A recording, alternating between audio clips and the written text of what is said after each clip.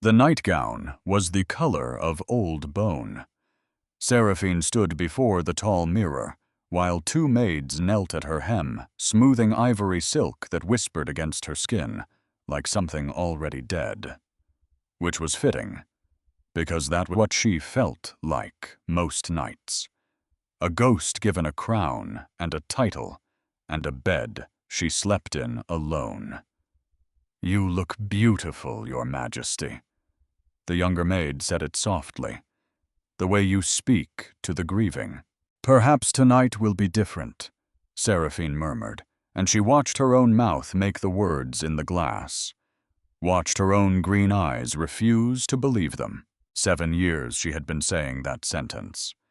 7 years of walking down a cold corridor once a month, heart fluttering like a bird, beating itself against a cage only to return before dawn with that same heart, a little more bruised than before. She was 19 when she married. She was 26 now. Somewhere in between, the girl who once believed in different had quietly stopped believing in anything at all. The door opened without a knock, because only one person in the whole kingdom did that. "I brought you something." Rowena swept in like weather. Where Seraphine had inherited their mother's pale gold hair and her careful folded silences, Rowena was all dark curls and quick hands and opinions she never once bothered to swallow. She was holding a small vial of amber liquid, and she was holding it the way a soldier holds a weapon they intend to use. A fertility tonic. From a healer in the southern reaches. It's meant to, Rowena. Guaranteed, she said, absolutely guaranteed, and you have been trying for 7 years or 7. "I don't need it." The words came out flat, final. And Rowena stopped the vial suspended between them, like a question neither of them wanted answered. "The court whispers," Rowena said, gentler now. "They say you're—" "I know what they say." She did. She had heard it in the hush that fell over a room of noble women when she entered in the way their eyes dropped to the children on their hips, and then lifted to her flat, empty stomach, and then dropped again. The barren queen. That was the name they had given her. And why would they not? No heir in all this time, and the kingdom still waiting. She had watched those women. The ease of them. The casual miracle of a hand adjusting a blanket of a lullaby hummed without thinking of a small body, settling against a shoulder like it had always belonged there. Such ordinary things. Such impossible, ordinary things. "Let me help you prove them wrong," Rowena said, pressing close, taking her hand. "You'd be such a mother, Sarah. I've seen you with the children in the village. The way they stop, sharper than she meant." She saw Rowena flinch, and she hated herself for it. Because no tonic in the world could fix what was actually broken. The problem was not her body. The problem was not some curse living in her womb. The problem was the 10 careful feet of distance her husband kept between them at every hour of the day, and the truth she carried alone like a stone swallowed whole. She had never once been touched by the king. Not on their wedding night. Not on any of the long line of nights that followed. She was still in every way the word could mean it untouched. But she could not say that. Not even to her sister. Because a queen's shame is not only her own. It belongs to the crown, to the alliance, to a whole kingdom that would tremble if it knew the marriage had never been anything but a signature on a page. "Thank you," Seraphine said instead, and she took the vial and she tucked it away where it would never be used. "Truly." A maid appeared at the door with her robe. "It's time, Your Majesty." And Seraphine squared her shoulders, and she let the dignity settle over her like armor, because 7 years had taught her many things. But that one, above all. Dignity could be worn. It could hold you upright when nothing inside you wanted to stand. The walk grew longer every month. Through the portrait gallery, where dead kings watched her pass with painted eyes. Down the long corridor where moonlight fell in cold blue rivers across the stone. And past the worst door of all. The nursery. Empty. Perfectly empty. The cradle still there, still waiting. The way she was still waiting. Both of them collecting dust. She paused in that doorway. She always did. She let herself imagine it just for a breath. A soft light, a small cry in the dark, a weight in her arms she would never ever set down. Then she crushed the thought before it could take root. Because hope was a luxury she had learned she could not afford. She had been so young. 19, terrified and foolish enough to believe the stories.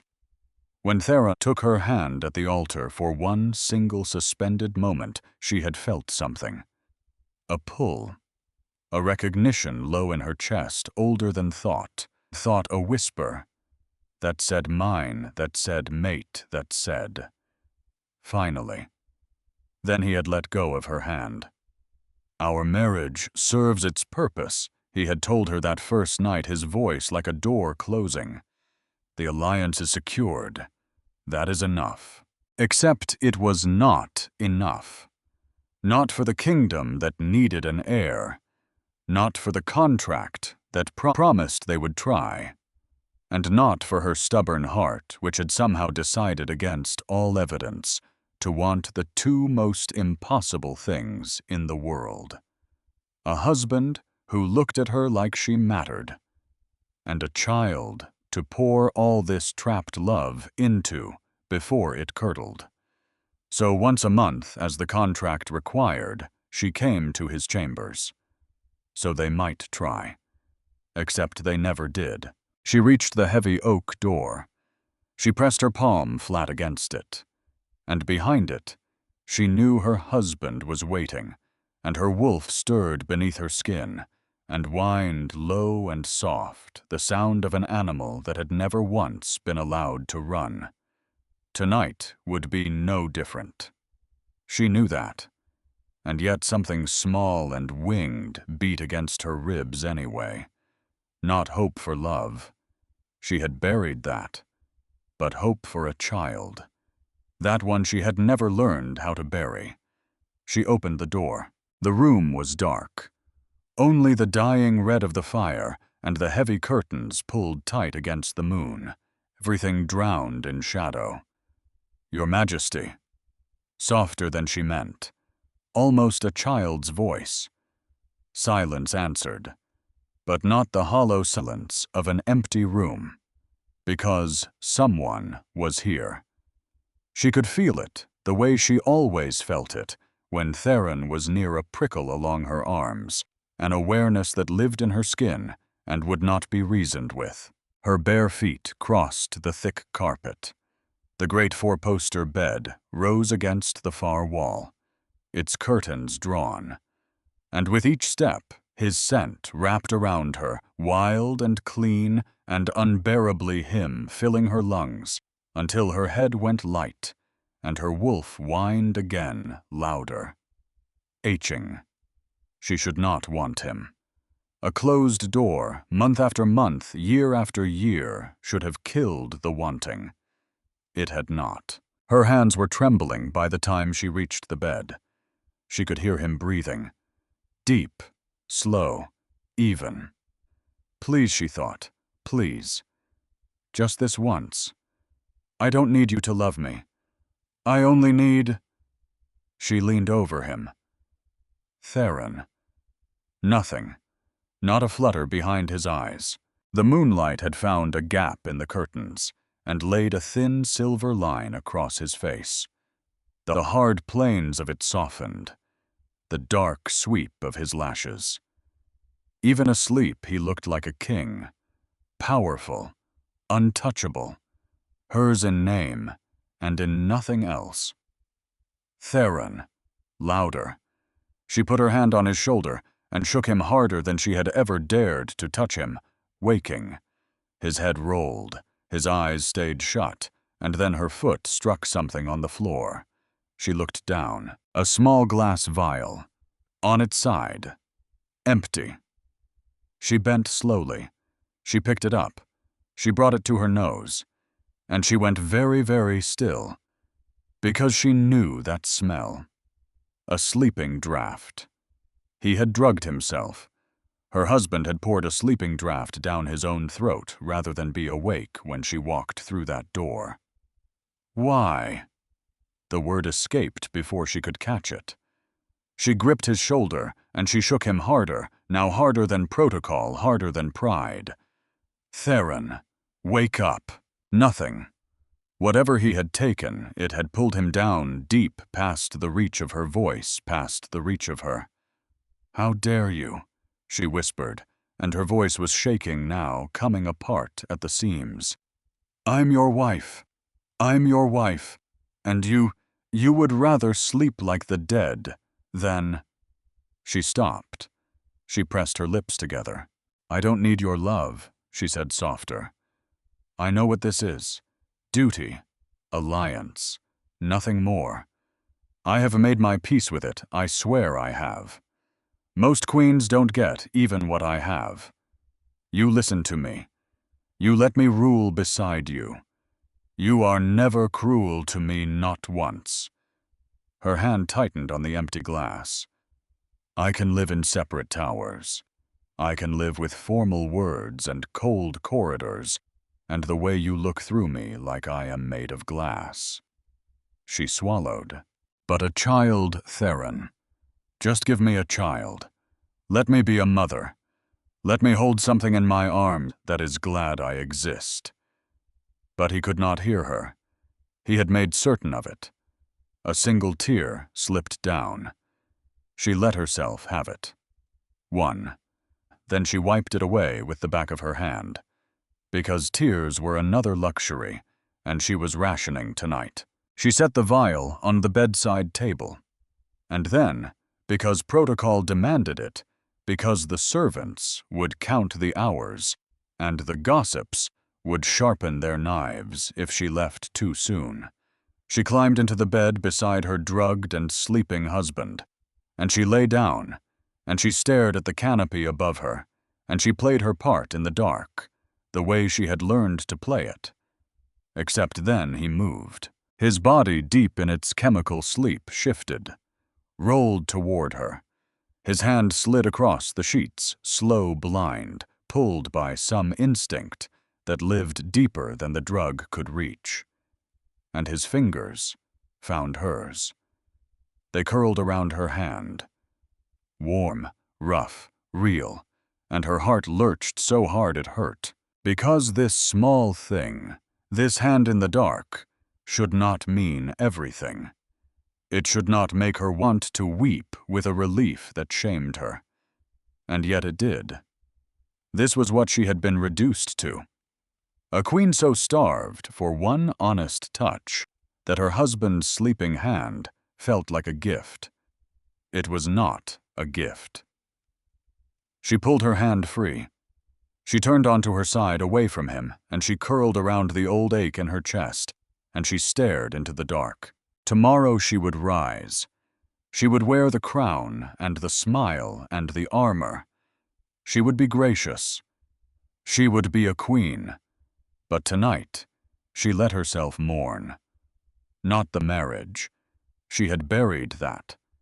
But the child she might never hold. All that love with nowhere in the world to go. And beside her, Theron slept on, and his hand stayed reaching across the empty space where hers had been. The ballroom glittered like the inside of a jewel box.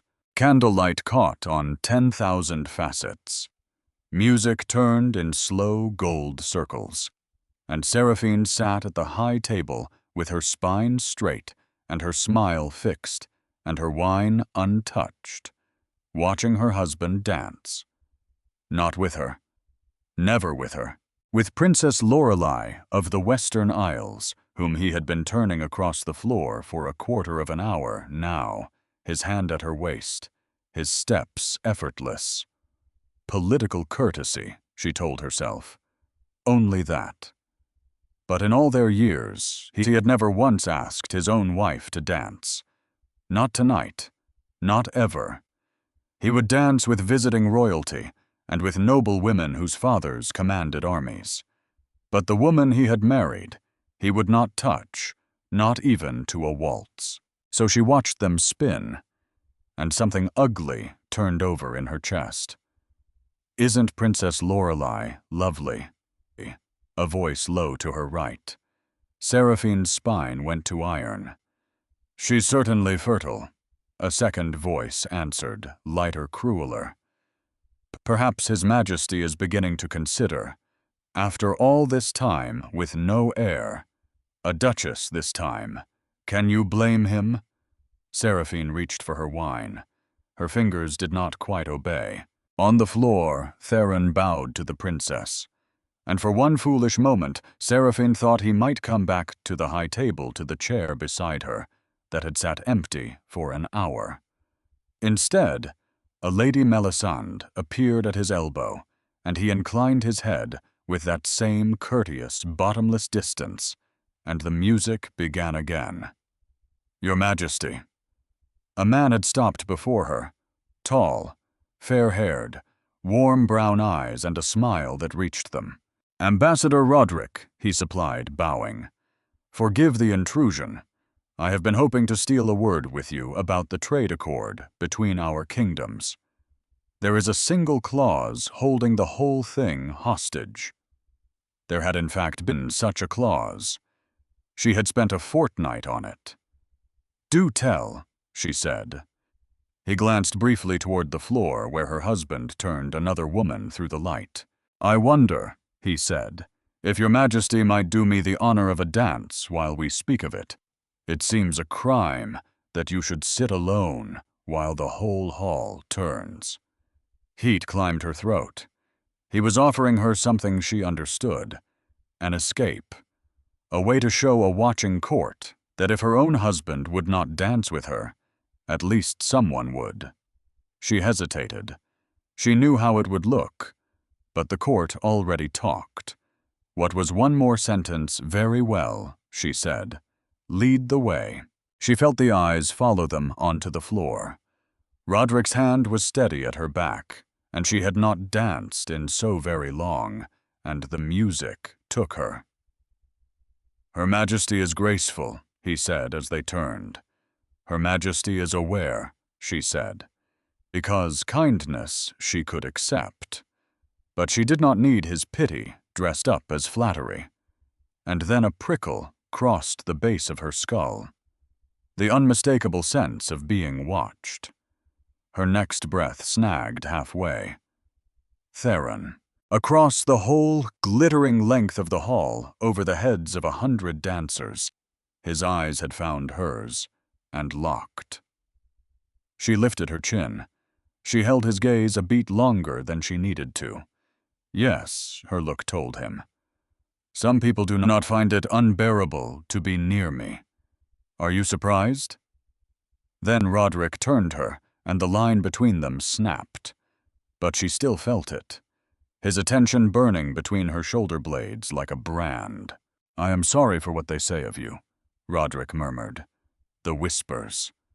Her pulse jumped. It is not the Queen's place to trouble herself with whispers," she said. He bowed his head. "Forgive me. It only pains me to hear cruelty spoken of a woman who has done nothing but serve her people well." She gave him a small, closed smile. At the edge of the floor, Theron had stopped dancing. I was prowling now. Along the border of the crowd, slow, deliberate, and every turn of the waltz brought him back into her sight, closer than the last. "The court is unkind to you," Roderick said quietly. "You seem alone, even in a room this full. You presume a great deal, Ambassador." Another turn, and Theron was there again, nearer, and his silver eyes had gone cold and bright and sharp as a drawn blade. "Your husband does not dance with you," Roderick said. "He is occupied." Do you know what I think? He drew her the smallest fraction closer. I think the Whispers have it wrong. I think the fault was never yours. His Majesty and I have an arrangement. I see a woman starving, Roderick said at a table set with nothing. She should have ended the dance then. She knew it. But something across the room had seized all of her attention, because never once had she seen Theron lose control. And now he looked like a man 3 heartbeats from losing all of it at once. I think, she said, we should finish this in silence. There are ways. Roderick went on as though she had not spoken to address a woman's situation, discreetly. A woman like you, young, healthy, clearly not the flaw in this arrangement. His thumb moved, tracing a small, slow circle at her waist. I keep rooms here in the castle. No one need ever know. And perhaps in a few months this court would have something to celebrate at last, besides its own gossip. The world slowed to a crawl. I was offering himself. He was offering to give her a child. And the temptation that tore through her was so fierce, so sudden, so shaming, that it stole the breath from her lungs. A hand clamped down on Roderick's shoulder. The grip was so brutal, the ambassador's face went white. Ambassador. Theron's voice was perfectly controlled, perfectly courteous, and his jaw was locked so hard it looked as though it pained him, and his eyes were not silver anymore. They were gold. Pure, molten gold. The whole ballroom had gone silent. Even the music had faltered and died into an uncertain hush. Your Majesty, Seraphine said, keeping her voice smooth, keeping her face a queen's face. He looked down at her. And for one breathless second, their eyes met, and she could feel the power thrumming off him in waves. The barely leashed strength in the hand, crushing another man's shoulder. I need a word, Theron said, still to the ambassador in that terrible, even voice. Now. Her training snapped into place. The Western Isles were vital allies. A public scene before anything could be handled was folly. Your Majesty, she said again, firmly stepping in. Perhaps we might— Not now, Seraphine. She froze. Her name. He had used her name. In all their years, he had spoken it aloud, perhaps twice, and never once in a crowded room. She stared at him, at this stranger wearing her husband's face, and his gaze swept over her possessive, hungry wild. And for one impossible instant, the whole shining hall ceased to exist, and there was only him looking at her, as though she belonged to him. The intensity of it stole the ground from under her. Memphor, Theron said to the ambassador, and began to steer him toward the doors. Your Majesty, I meant no. I said move. And then they were gone, through the great doors, and the silence broke into 1,000 whispers spreading outward like cracks across ice, and Seraphine stood alone in the center of the floor, her heart slamming her skin on fire, unable to make sense of a single thing that had just happened. Her chambers had never felt so small. She paced from the window to the door and back. She had sent 3 servants for word and received none. The not knowing was its own kind of torture. The door flew open. Sarah. Rowena breathless. Gods, did you see him? He was practically feral. I don't see why you're glowing about it, Seraphine said. He caused a scene before the entire court. I was jealous, Rowena said, closing the door. Magnificently, catastrophically jealous. All these years of that man, carved from ice, and tonight he nearly tore a foreign ambassador in half over you. Seraphine turned to the window. The truth of it sat cold and strange in her chest. Because she had seen his face.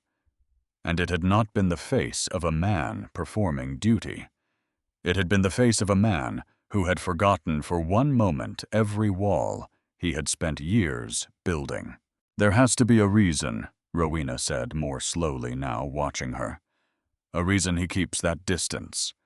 A man does not drug himself asleep, does not dose himself to the edge of sense for no reason at all.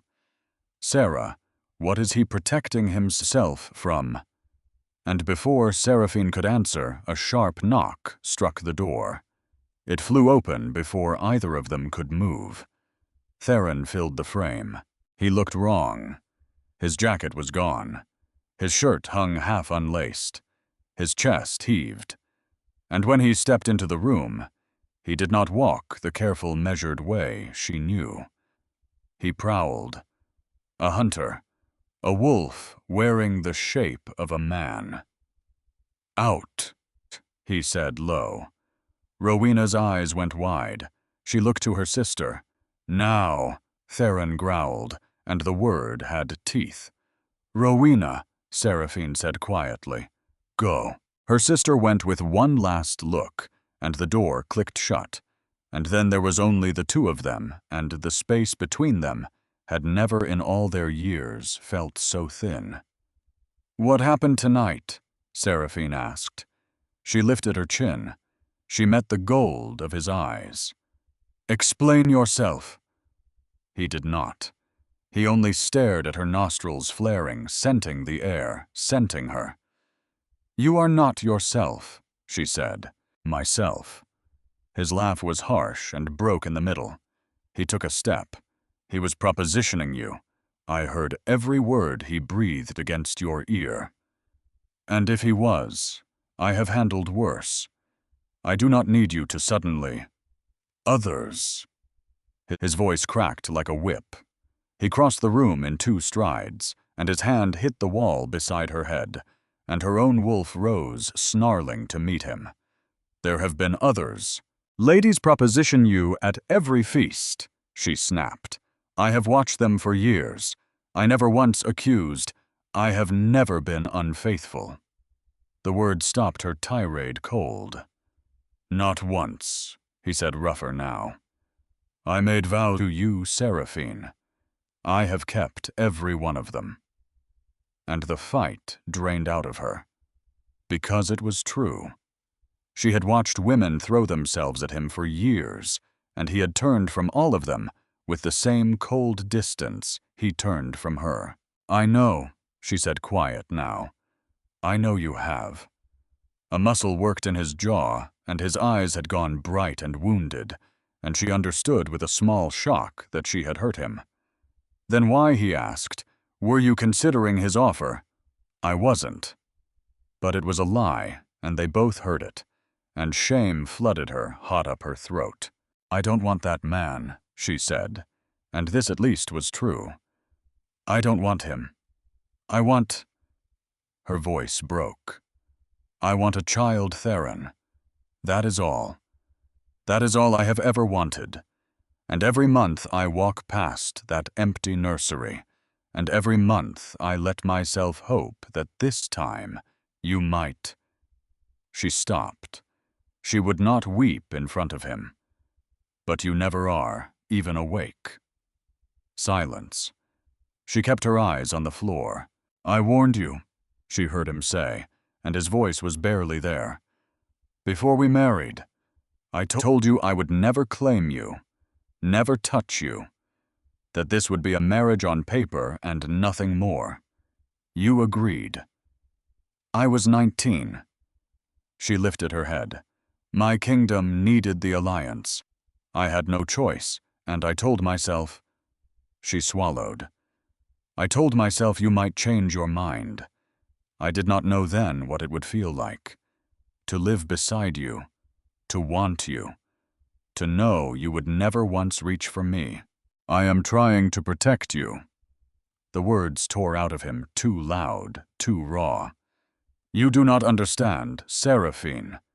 If I touch you..." He stopped. He was breathing hard, and she watched him drag himself back from the edge of whatever he had almost said, watched him swallow it whole, and the swallowing looked like it cost him blood. "If you touch me, what?" she whispered. But he only shook his head. He stepped back. He put the distance between them again, the old, familiar, unbearable distance. "Not like this," he said. "Not tonight." "Then when?" He did not answer. He reached the door. His hand found the latch, and there he stopped, his back to her, his shoulders rising and falling. "Ask me what I fear," he said so softly she almost missed it. "One day, when you are ready to hear the answer, but not tonight." And then he was gone, the door closing behind him with a quiet that was somehow worse than any slam. Seraphine stood alone in the middle of her chamber, her heart pounding, her skin still warm where his eyes had touched her. "Ask me what I fear." She went to the window. The moon hung full and white above the sleeping kingdom, and she pressed her palm flat against the cold glass and stared out at it. And for the first time in a very long time, the ache in her chest was not grief. It was a question, because a man does not drug himself to sleep for no reason. A man does not build a wall 10 feet thick around the one thing he most wants to hold. And she had seen his face tonight, gold-eyed and starving, and she knew now, with a certainty that settled into her bones, like a vow, that the distance between them had never once been indifference. It had been a cage, and someone had built it. She thought of the small silver ring she had glimpsed once on his bedside table, so out of place in that severe and empty room and worked with letters she did not know how to read. She had thought nothing of it then. She thought of it now. For 7 years she had believed she was simply unwanted. She had shaped her whole life around that belief, built her dignity on top of it, like a house on cold stone. But belief was not the same as truth. And Seraphine, queen of a kingdom that had named her baron, 26 years old, and finally done with waiting to be told what she was allowed to hope for, made herself a promise as the moon watched on. She would find out what her husband was so afraid of. Whatever it cost her, whatever she had to become, she would learn the truth. And then she would decide for herself what to do with it. The king's door stayed shut for 4 days. Seraphine stood before it on the 4th morning, and the guard would not meet her eyes. "I am sorry, Your Majesty. His orders. No one enters. I am his wife. Especially not you, Your Majesty." He looked at his own boots. Those were his exact words. The words landed somewhere soft and undefended, and she felt them go in.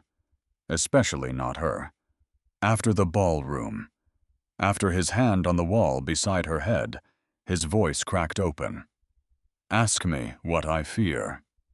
He had shown her 1 raw inch of himself, and then he had sealed the door and named her by name in the barring of it. "Is he ill? The king is not himself, Majesty." The guard hesitated. "Perhaps speak with your sister. She has been with the healers." Which was how Seraphine came to be walking fast through the lower corridors, dread pulling at her heels because alpha shifters did not fall ill. Their bodies were too strong for fever, too stubborn for sickness. Something else was wrong. Something that had a name she did not yet know.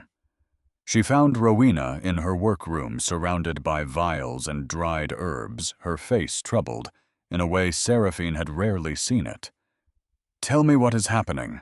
No one will let me near my own husband." Rowena set down her pestle. "He has been taking suppressants." "Suppressants?" Seraphine blinked. "To dull the wolf. The instinct." "For years, Sarah." Rowena's voice was careful the way you are careful carrying something that might spill. "The head healer came to me because they were frightened. He has been requesting them regularly, for a long while, in quantities that should not be possible to survive. For years. Seraphine's mind went back over all of them. Every cold dinner, every formal word, every tenkyo or fleur feat. And underneath all of it, unseen, her husband had been swallowing poison by the mouthful to hold some part of himself down.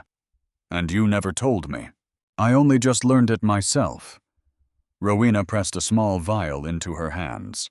Pale blue. This is stronger than anything the healers have.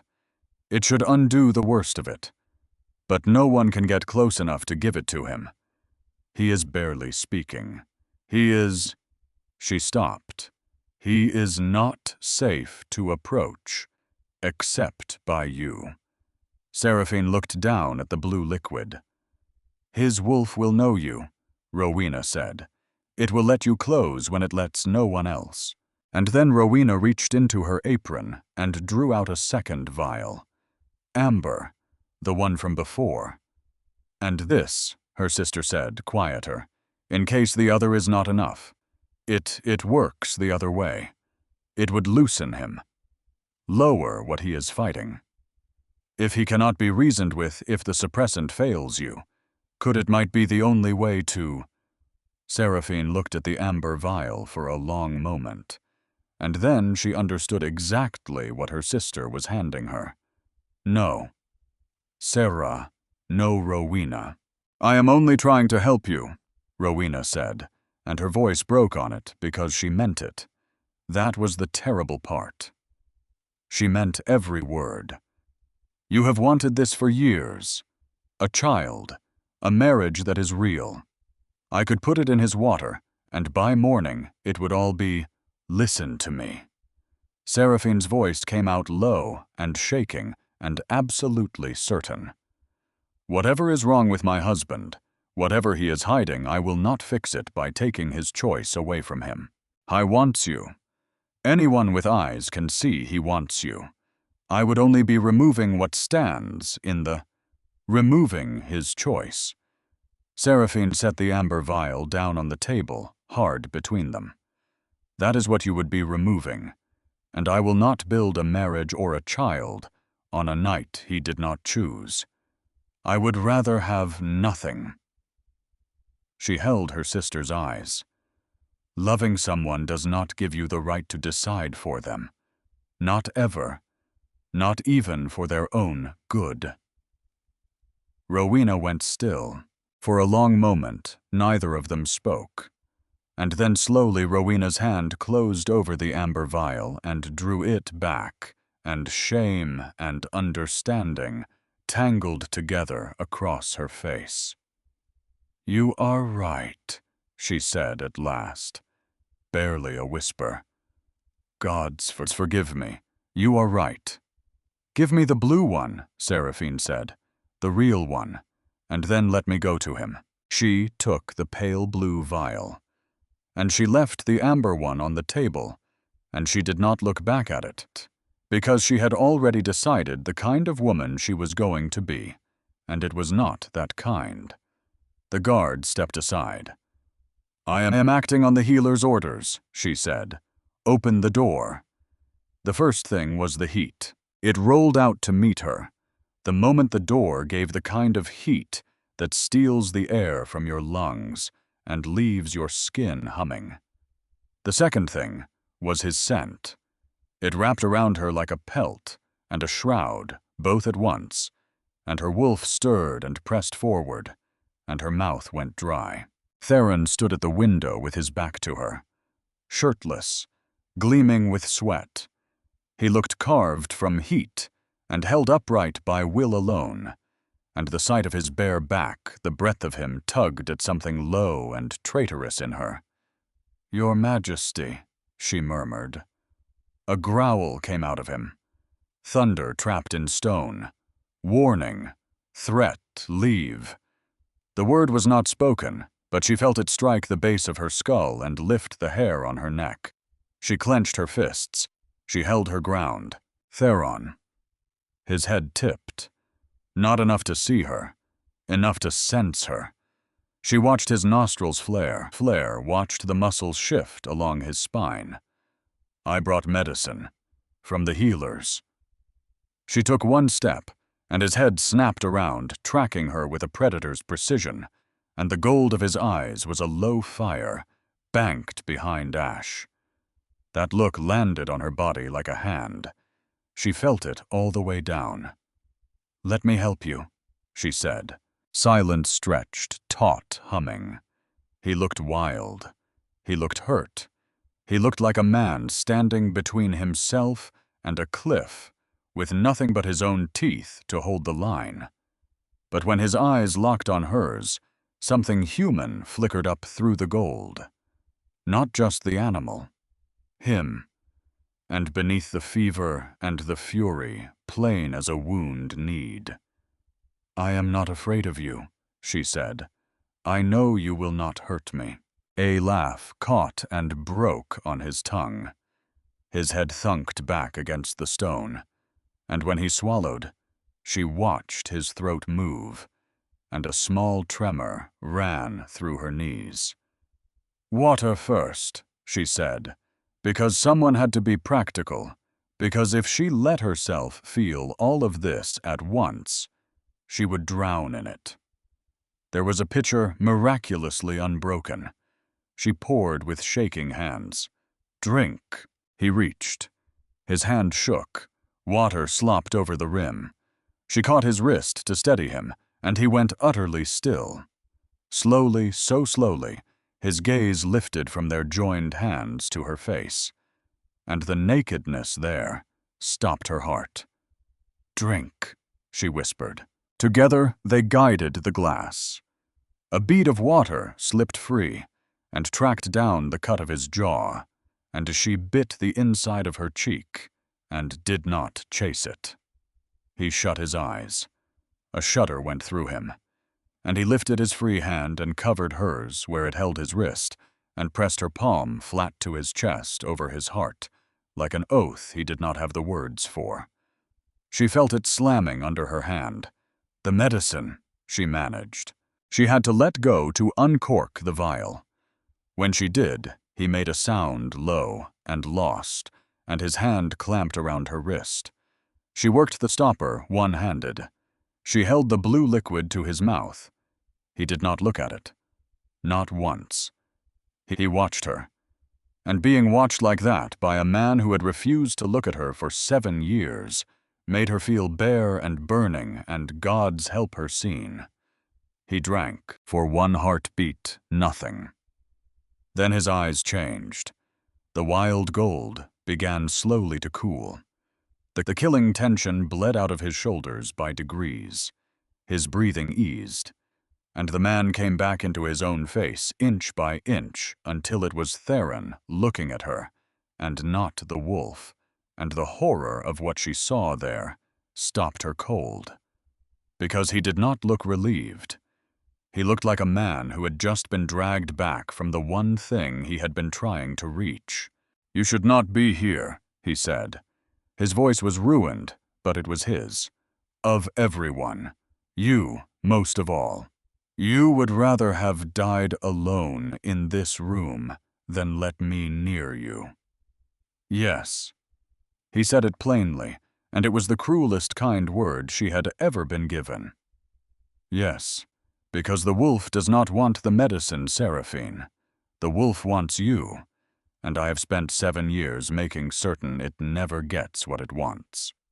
She stared at him. Why? And she watched him gather the word he had almost given her in the ballroom, watched it rise all the way to his mouth, and watched him swallow it down again. "Not tonight," he said. "You keep saying that." "Because it keeps being true." He closed his eyes. "Go, Seraphine, please, while I still have the sense to ask you to." And because she had promised herself she would take his choices and not steal them, she went. But she stopped in the doorway. "I am done being told to wait," she said to his bare and beaten back. "You should know that. Whatever you are hiding, I am going to find it with you or without you." He did not answer, but she saw his shoulders flinch as though the words had found their mark, and she carried that small, cruel hope with her down the dark corridor. The Royal Archive was cold and dim, and smelled of dust and dead men's ink. Seraphine had ruled beside Theron for 7 years. She knew this room. She knew which keeper could be trusted, and which shelf held the marriage contracts, and which held the treaties, and which held the things no one was meant to look at twice. She started with the ring. She had gone back to his chambers when he slept real sleep this time, earned and exhausted, and she had lifted the small silver band from the bedside table and held it to the candle. The letters worked into it were not of any human tongue. They curled and hooked in a way that made her eyes want to slide off them.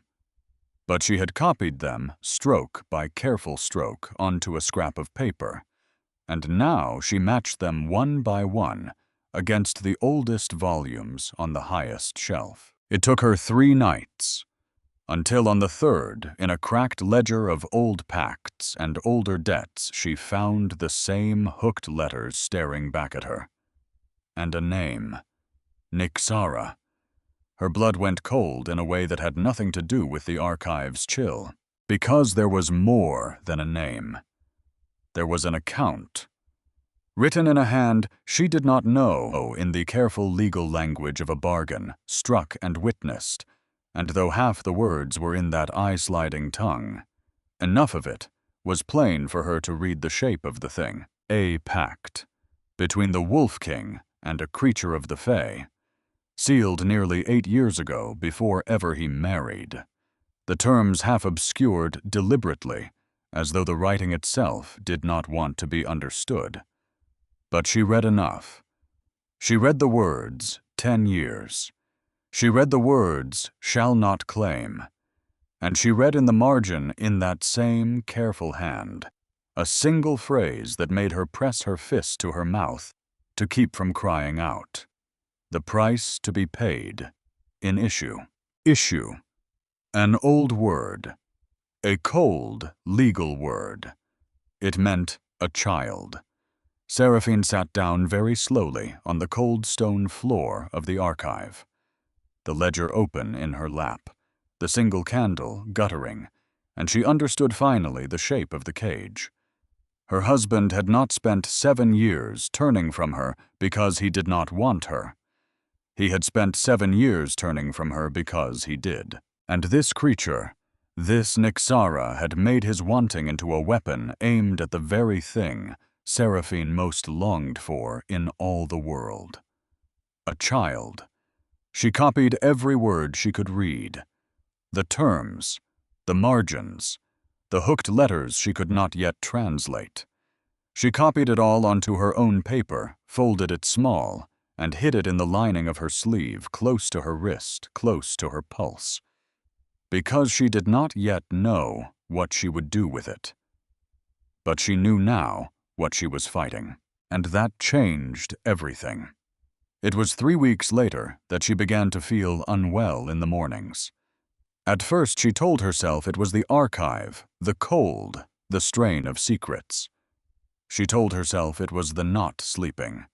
She told herself 100 small, ordinary things, until the head healer, an old woman with kind eyes and steady hands, laid 2 fingers against Seraphine's wrist and then gently against her belly, and looked up with an expression that broke the queen's heart wide open. "Your Majesty," she said softly, "you are with child." The world went silent. Seraphine stood in the middle of it, one hand drifting to her stomach, and she felt the truth arrive in her body before her mind could hold it. A child. After 7 years. After a lifetime of walking past an empty cradle. A child. The joy that came up through her was so vast it hurt. It filled her throat, her eyes, her whole chest, so much love with somewhere at last to go. And then, right behind it, cold as the archive floor, came the ledger. The price to be paid in issue. The joy curdled to terror in a single breath. Because if the pact was real, if she had read it right, then the very thing she had prayed for was the very thing that could be taken. She had to know. She had to know all of it. And the only person who could tell her was the one man who had spent 7 years refusing to. She would not let him refuse this time. She found him in the small study he used when he wished to be found by no one. She did not knock. She was done knocking. She heard his voice before she saw his face, low, speaking to the head healer, whose back was to the door. And she stopped one hand on the frame, and she listened, because a woman who has spent 7 years being kept in the dark learns to gather her light where she can find it. Must be certain, the healer was saying. The signs are early yet, but if she is, then it has happened. Theron's voice. And it was not joyful. It was hollow, scraped clean, the voice of a man watching a door close on the last of the light. Gods. It has happened, and I could not. He stopped. How long? How long until she is certain? Days, perhaps. Your Majesty, forgive me, but you look as though I have told you of a death, not a... Leave me, please. And through the door, through the wall of her own body, Seraphine felt something. The bond. It had been there since the night in his chambers, faint and half-formed, a thread she had felt, but not named. And now it pulled taut, and down its length came his emotion, unguarded spilling, not joy, not the wonder she had dreamed of, but terror. Devastation. A grief so total it had no bottom. The old Seraphine would have run. She knew that with sudden, painful clarity. The woman she had been a month ago, the woman who believed she was unwanted, would have heard that hollow voice, and felt that flood of horror, and drawn only one conclusion. That he did not the child. That he did not want her. She would have gathered her shame and her secret, and fled into the night to protect a baby from a father she believed did not want it. But she was not that woman anymore, because she had read the ledger. She knew what horror meant in a man who bore a bargain like his. It did not mean he did not want the child. It meant he was afraid of losing it. So she did not run. She pushed the door open the rest of the way, and she stepped inside, and the healer startled and bowed and hurried out past her. And then it was only the two of them, and the thread between them thrumming with everything he was trying to hide. Seraphine. He was on his feet. His face had gone white. You should not. How much did you? All of it. She closed the door. I heard all of it, and I have read the rest. She drew the folded paper from her sleeve. She held it up between them. The hooked letters. The terms. The margin. Nixara, she said, and she watched the name land on him like a blade. I know her name. I know there was a pact. I know it is nearly 8 years old. And I know, sir. Her voice wavered, but she held it steady. I know the price is a child. For a long moment he did not move at all, and then his legs seemed to give out from under him, and he sank into the chair, and he put his face in his hands, and his shoulders shook. And Seraphine watched her husband, the Wolf King, the man carved from ice, come apart in front of her. She crossed the room. She knelt before him. She did not touch him yet. She only waited close until his hands dropped, and he looked at her with red-rimmed eyes.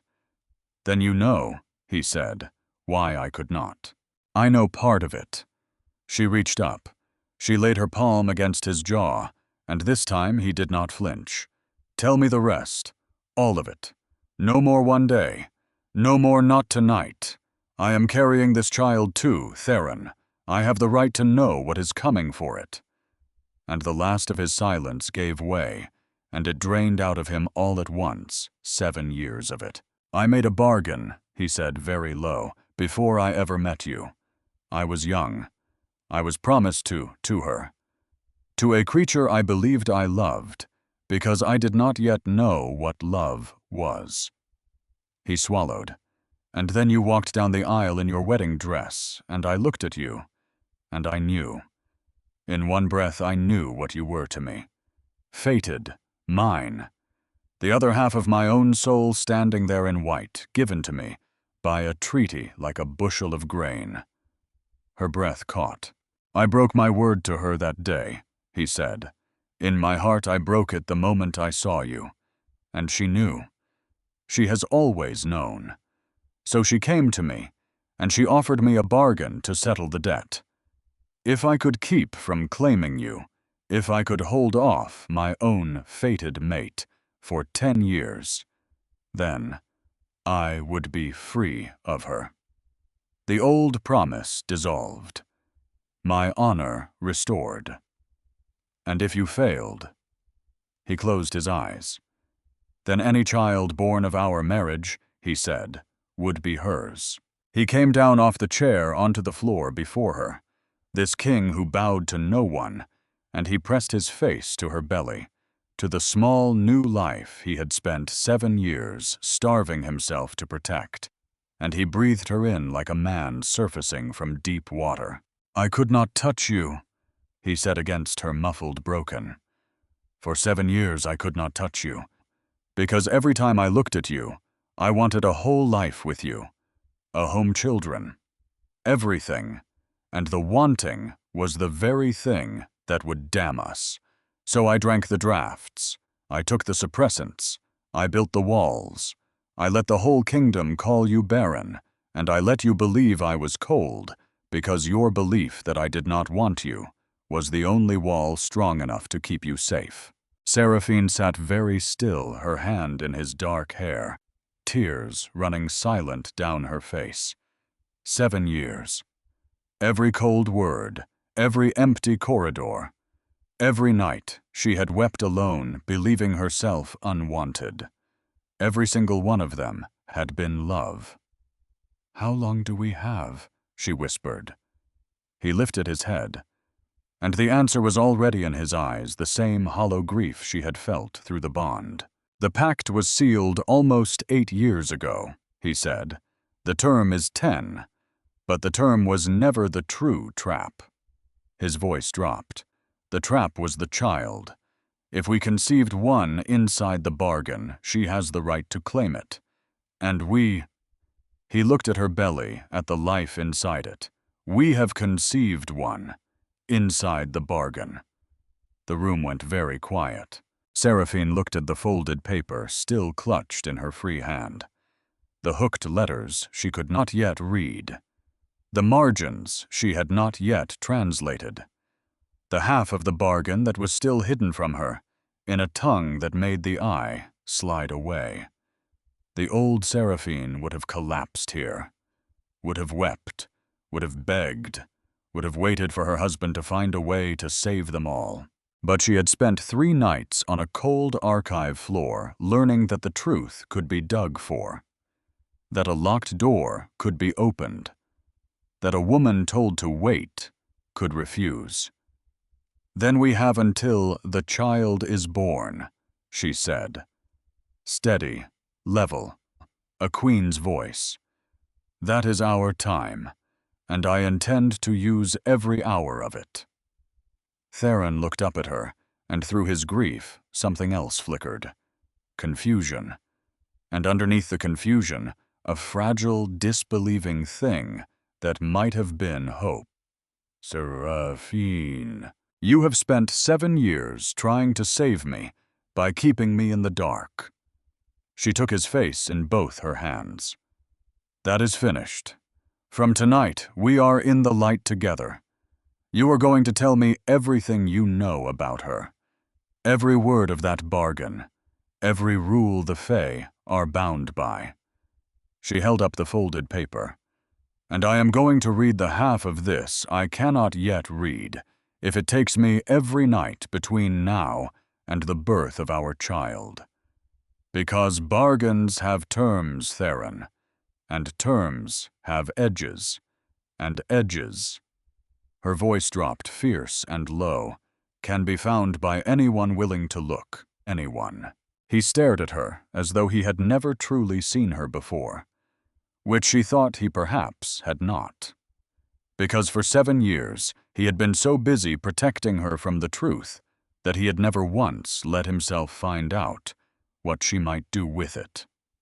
"You are not what I thought," he said quietly. "No," she agreed. She rose to her feet, and she drew him up with her, this broken king, this man who had loved her, in the cruelest silence. "I am not the girl who walked down that aisle. I am the woman who found your secret on the top shelf of your own archive. And I am done waiting to be saved." Outside the narrow window, far off, the moon was rising, and somewhere beyond it, in a realm she could not see, a creature named Nixara was counting down the months to a debt she believed already paid. She was wrong. Seraphine pressed the folded paper flat against her chest over the child, over the heart that had grieved for so long, and now, at last, had something better to do than grieve. She had a bargain to break, and she had until the birth to break it. The months that followed were the strangest of Seraphine's life, because they were all at once the happiest and the most haunted. The distant king was gone. In his place was a man who could not bear to be a room away from her. He pressed kisses to her shoulder in the gray light of morning. He laid his palm across her growing belly at night and lay awake, feeling for the small movements within.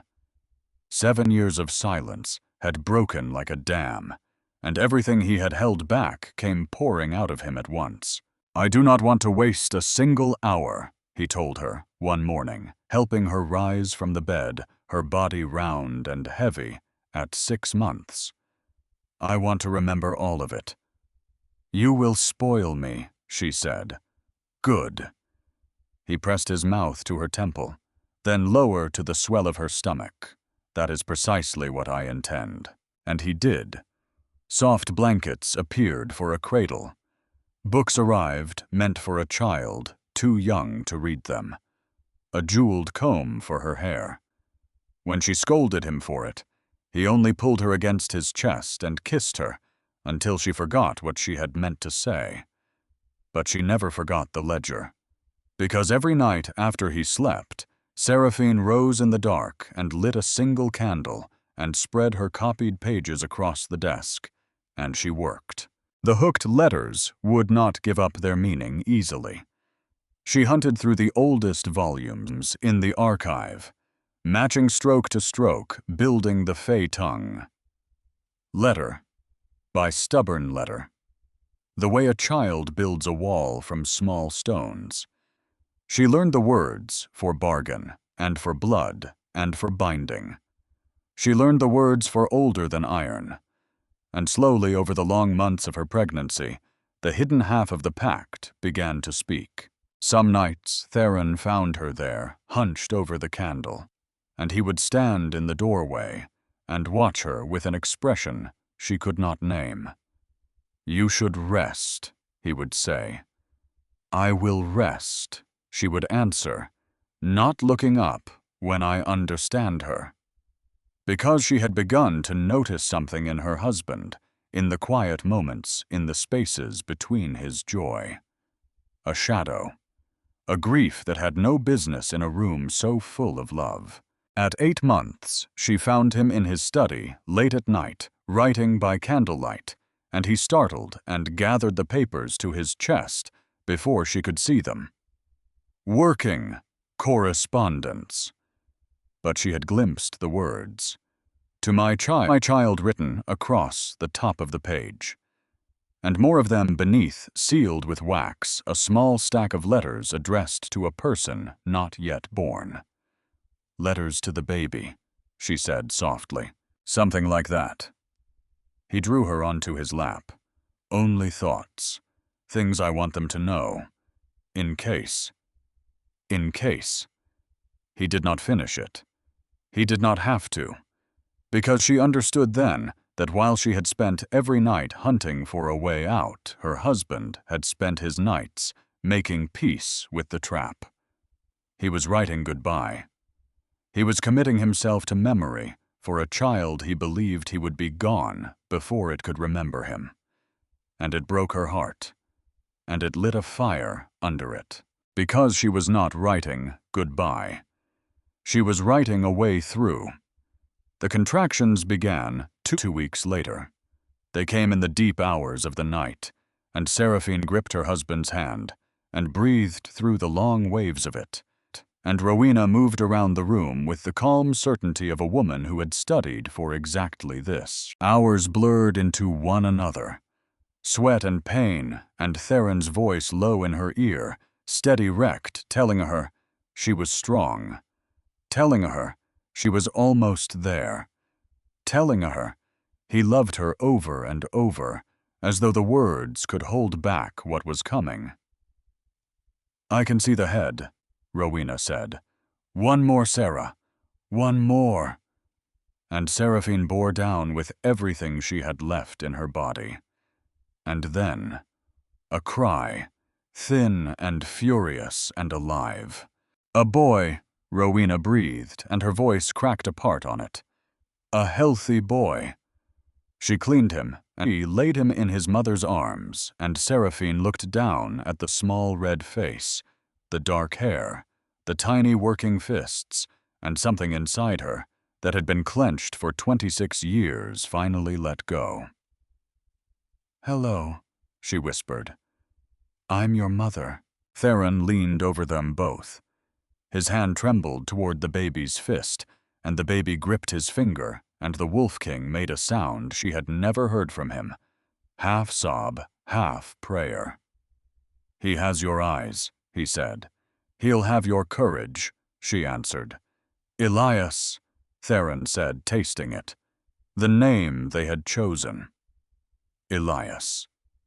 For one perfect moment, the three of them existed inside a warmth that nothing outside the room could touch. And then, the candles went out. All of them, at once.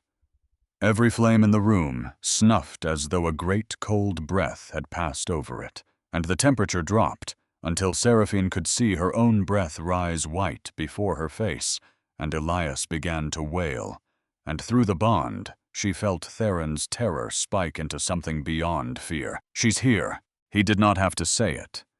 She felt it. She had known in some buried part of her that it would be tonight. That the creature would not wait a single hour past the debt coming due. And then Nyxara stepped out of the dark. She was beautiful in a way that was wrong. Too perfect. Too still. Skin like the inside of a shell, eyes like deep water under ice, and a smile that did not warm her face so much as decorate it. Seraphine's wolf whimpered and pressed flat inside her, terrified in a way no natural threat could make it. "Theron," Nyxara purred. "How lovely, and congratulations are so very in order." Theron moved to stand between the Fae and the bed, between the creature and his family. He took the baby from Seraphine's arms and set him gently into the cradle behind them. And then he stood tall, and his voice went cold and formal and terribly calm. You could have waited until morning. "A bargain is a bargain, Wolf King." Nyxara drifted closer. "And you kept your end so admirably, until you didn't." Her smile widened. "Nearly 8 years, and you never once touched your pretty little mate. Such restraint, such devotion, all to protect this."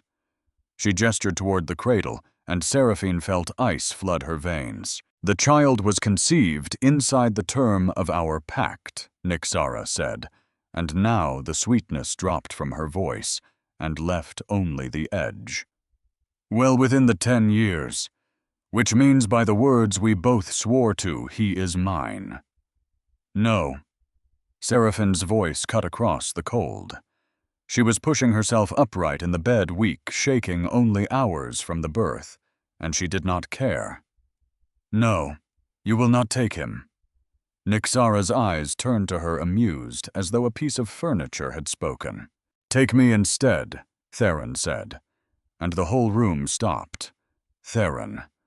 Seraphine's protest died on her lips because she saw his face, and she understood he had planned this. He had been planning it for months in the dark, in the letters. In the goodbye he had been writing while she wrote her way through.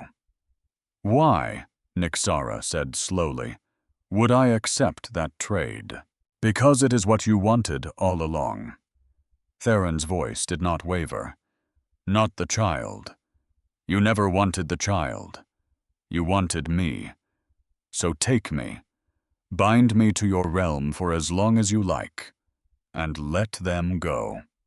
Nyxara studied him, and her smile turned sharp and pleased, and Seraphine watched with rising horror as the creature began to consider it, began to reach out, one pale hand, to seal a new and crueler bargain. And Seraphine thought no, not like this. Not another 7 years, another lifetime of a good man throwing himself onto a blade to keep the people he loved from having to fight. She had not spent every night of the last months clawing the truth out of a dead tongue to sit in a bed and watch her husband sacrifice himself. Wait, Seraphine said. Her voice came out clear and cold and steady, and it stopped the Fae's pale hand in the air. Because a queen's voice, when she has decided to use it, carries. Before you seal any bargain, Seraphine said, I have a question about the last one. Nyxara turned to her one perfect eyebrow lifting. The little queen wishes to negotiate. The little queen wishes to read. Seraphine drew the folded pages from beneath her pillow, where she had kept them close every night since the archive waiting. I found your pact, Nyxara, in his archive, in your own hand.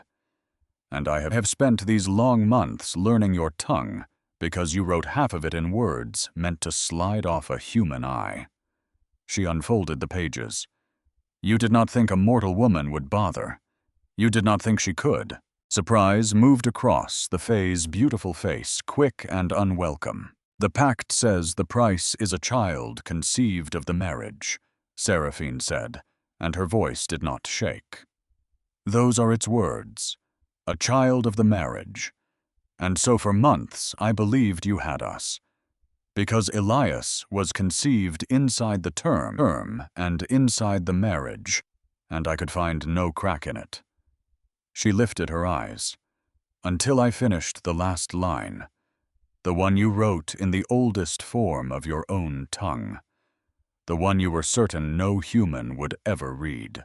Theron had gone very still. He was looking at his wife as though he had never seen her. Read it then, Nyxara said, and for the first time a thread of something tight ran beneath the music of her voice. Since you are so very clever. The pact binds a child of the marriage, Seraphine said, but the last line binds the bargain itself to an older law. It says the debt holds only where the claim is greater than the claim that came before. She looked up. Your own words, Nyxara, where the claim is greater than the claim that came before. You wrote it as a shield, to make certain no lesser bargain could ever undo yours. Her voice dropped, and it filled the whole cold room.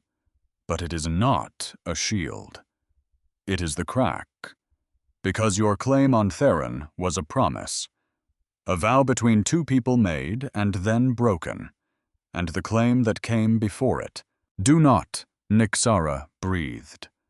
Was the bond, Seraphine finished, the fated bond, sealed not by any promise, but by a law older than iron, older than your kind, older than any bargain a mortal or a fae could strike. He was fated to me before he ever met you. The bond was written into his soul at his birth, and mine at mine. and it waited for the day we would stand in the same room. That is the claim that came before Nyxara, and there is no claim greater. Not yours, not anyone's. The silence that followed was absolute. Theron let out a breath like a man who had been drowning. You bound your own bargain, Seraphine said, quieter, now almost gentle, to a law you thought would only ever protect you. But the law does not care who it protects. It only cares which claim is older. And a broken promise cannot stand against a fated bond. By your own words, Nyxara sealed in your own hand, the pact is void. It was void the moment it was written. You built it on a foundation that could never hold my husband, because he was never truly yours to bargain away. He was already mine. Nyxara's beautiful face had begun to change, the stillness cracking, the cold perfection giving way to something raw underneath. You think I did not know that, the Fae said, and her voice had lost its music. You think I did not feel it the moment he looked at you. Years I gave him, years of promises. And then a girl in a white dress walks down an aisle and I am nothing, gone in a single breath. Her eyes burned. I did not want the child. I never wanted the child. I wanted him to regret it. I wanted him to spend 10 years starving beside the woman he chose over me, and know every single day the cost of choosing her. I wanted him to break. And did he? Seraphine asked. The question hung in the frozen air. Nyxara looked at Theron, and Theron looked back at her, and there was no hatred in his face, only a terrible, steady certainty. No, he said simply, not for 1 hour, not for one breath. I would choose her again. I would choose her 1,000 times. I would choose her in every life I am ever given. And Seraphine watched the last of the Fae's fury drain away, and what was left underneath was not cruelty at all. It was grief, old and tired and bottomless. Because Nyxara had spent nearly 8 years building a punishment, and the whole of it had rested on a single belief, that a man made to suffer for his love would come in the end to regret it, that she could make him sorry. And he was not sorry. He had never once been sorry. The thing she had been trying to punish did not exist. You cannot punish a man for a choice he would make again, Seraphine said softly. You can only punish yourself with the watching of it. All these years you waited for him to break, and all you did was prove over and over how completely he loves. Her voice gentled, and it was not triumph in it now, but something closer to pity. There was never a debt here, only a woman who could not bear that she was not chosen. And I will not let a child pay the price for that grief. For a long moment, Nyxara said nothing. And then slowly the cold began to lift from the room. The frost retreated from the windows, and the terrible stillness went out of the Fae like breath from a dying flame. The bond is older, Nyxara said at last, very low, as though the words were being drawn out of her against her will. The old law holds. I bound my own bargain to it. She closed her eyes. It is void. It was always void. Yes, Seraphine said. You are cleverer than I gave you credit for, little queen. Nyxara opened her eyes, and something almost like respect moved through them, bitter and reluctant. Cleverer than he ever was. He would have given himself to me tonight out of love and stupidity, both and never once thought to read the very words he signed. She looked at Theron, and for a moment the old ache showed plain on her face. She is better than you deserved. Do you know that? I know it, Theron said quietly. Better than anyone alive. Nyxara looked one last time at the cradle, where Elias had finally quieted, and something crossed her face that might, in a kinder creature, have been longing. Keep your child Wolf King, she said. Keep your fated bond and your clever queen. I release the pact freely by the old law before whatever witnesses these walls can hold. She drew herself up, and the last of her cold beauty gathered around her like a cloak. But know this. I did not lose him tonight. I lost him 8 years ago on the day he looked at her. I only refused until now to understand it. And then, she was gone. No mist, no fading. One moment she stood there, and the next, the space where she had been held only ordinary air, and the candles, all of them flared back to life at once, filling the room with warm and trembling gold. Silence. And then Elias, in his cradle, gave a small, ordinary, furious cry, the cry of a newborn who wants his mother and does not care one whit about bargains or fey, or laws older than iron. And Seraphine laughed. It came out of her broken and wet and helpless, and she reached for her son, and Theron lifted him from the cradle and laid him back in her arms. And then the Wolf King sank down onto the edge of the bed and wrapped both of them in his arms and held on as though he would never ever let go. You saved us, he said into her hair. His voice was wrecked. You read the very words I signed my life away with, and you found the door I could not see. He pulled back to look at her, and his eyes were streaming. All these years I spent trying to protect you, and in the end it was you who saved all of us. Yes, she said, and she was crying and smiling both at once. It was me, because it had been.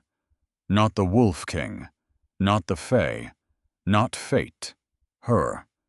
A woman a whole kingdom had called barren and broken and less. A woman who had been told over and over to wait, to hope smaller, to want less. A woman who had, in the end, refused. Theron pressed his forehead to hers, and beneath the exhaustion and the tears she felt through the bond, the thing she had waited so long to feel. Not need, not desperation, not sacrifice. Peace. Let me tell you something, he said, not as the man who was trying to save you, only as the man who loves you. From the moment you walked down that aisle, you were the strongest thing I had ever seen. I was only ever too afraid to let you prove it. Epilogue, the seasons turned. Elias grew fast the way children do, dark-haired and green-eyed, and full of a wonder that seemed to have no bottom. He learned to walk in the great hall, wobbling between his mother's hands and his father's.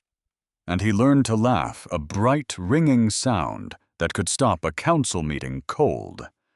On a chain around his small neck, he wore his grandfather's ring meant for him when he was grown, and he refused ever to take it off. The distance that had once defined the Wolf King's marriage was gone so completely that the court had begun quietly to forget it had ever existed.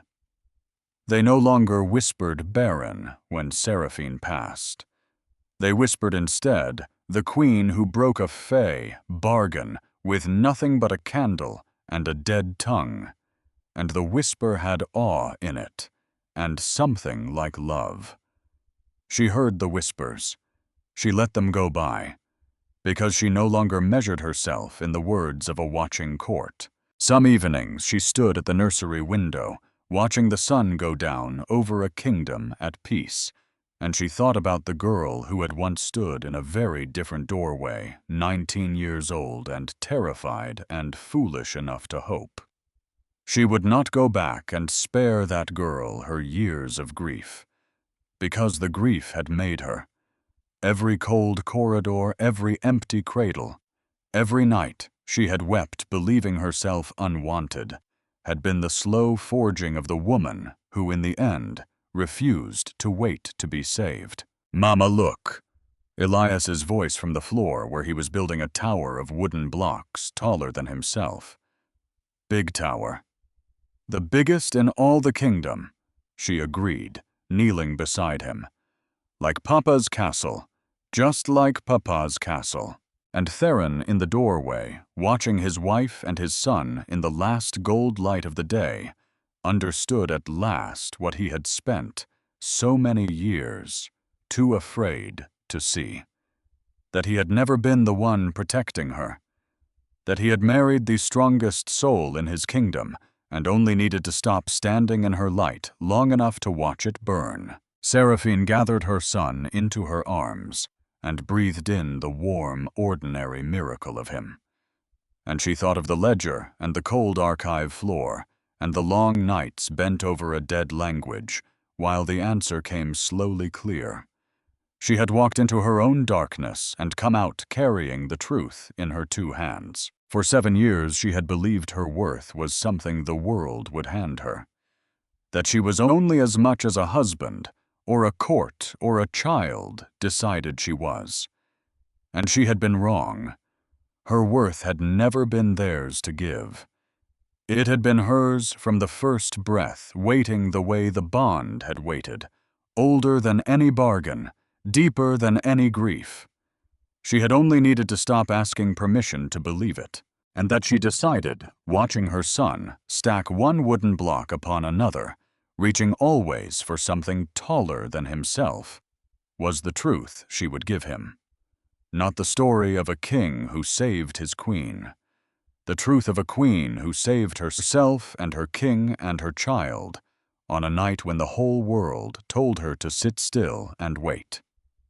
She would teach him that a person's worth is not a gift others bestow. It is a birthright. And no one, not a court, not a curse, not a creature older than iron, ever gets to take it away.